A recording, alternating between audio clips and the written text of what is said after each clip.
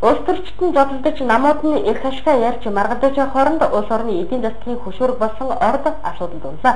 Хувийн 5 толгой ард амжилттай ажиллаж байгаа бол хувьсгалын 5 толгой хүнд байдалд ороод байна.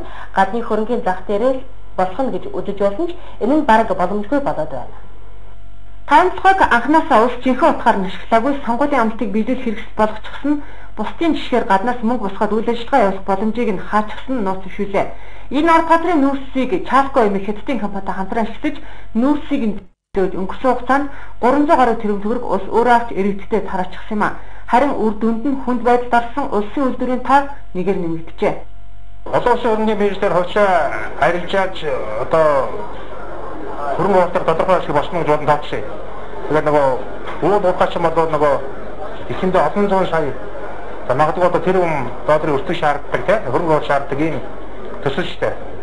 Тэгээд нөгөө хөрөнгөний биржээр хувьчаа арилжааж хардсан тэр хугацааг хойшлуулж байгаа учраас энэ хугацаанд одоо санхүүжилт олгох асуудал маргаан бол байгаа.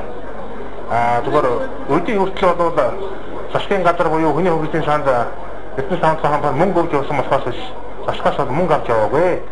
Асар хурдан бэлэн мөнгө олж ард иргэдэд тарах засгийн газрын хэрэгцээг хангасан энэ газар одоо байдал хүндэрч байна. Нүүрсний үн дэлхийн зах зээл дээр буурч байгаа мэдээлж гарч байна.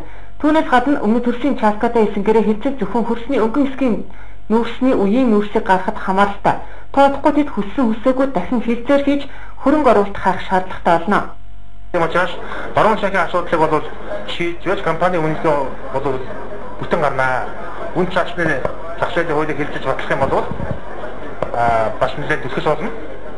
Эдгээр нь бол дотоод хүчин зүйл. Гадаад хүчин зүйлийг бид нар хэлсэн. Олон улсын хөрөнгөний зах зээлийн байдал бол одоо маш таагүй үедээ байна. Энийг бол харах ёстой. За мөн одоо нүүрсний үн бодлогын авалттай холбоотой энэ гадаад зах зээл орчинтой холбоотой асуудлыг харж байгаа 2013 онд наажин бэлтгэж байгаа ингээд гаргахаар байдалтай байна. Ядаж явахад иргэдээ энэ компани хувьцааг өгчихсөн байгаа. Харин хэдэн төгрөгийн үнэтэйг нь өнөөдөр хүртэл иргэд мэдэж чадаагүй. Удахгүй үнийг нь тогтоох бололтой. Ийхүү хувийн 5 толгойнууд хувь хөшгөө тарааж амжилттай ажиллаж байгаагаар хувьсгалын 5 толгой үйл ажиллагаанд зохицоход ойрхон байна.